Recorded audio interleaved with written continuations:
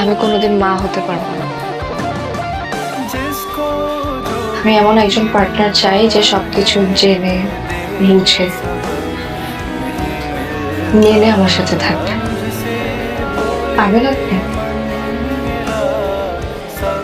বিয়ের পরও সন্তান ছাড়া থাকতে, সুখে থাকতে পারবেন?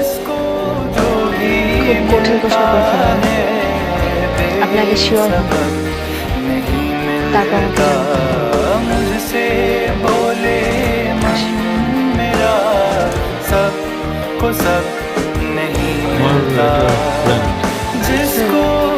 আমাকে আমি এই ব্যাপারে কখনোই রাজি না।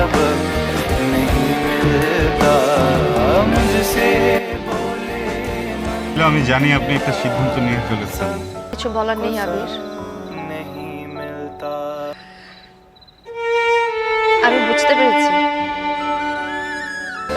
এমনটা হয়তো স্বাভাবিক, তাই না? সবাই নিখুঁত মানুষকে ভালোবাসে,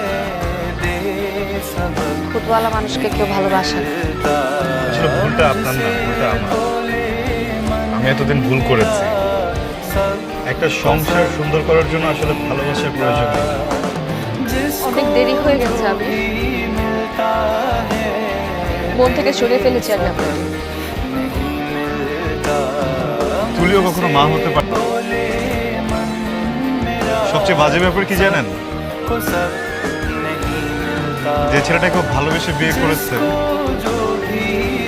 ওর ভালোবাসার মানুষটাও ইদানিং ওর সাথে অনেক খারাপ আচরণ করে।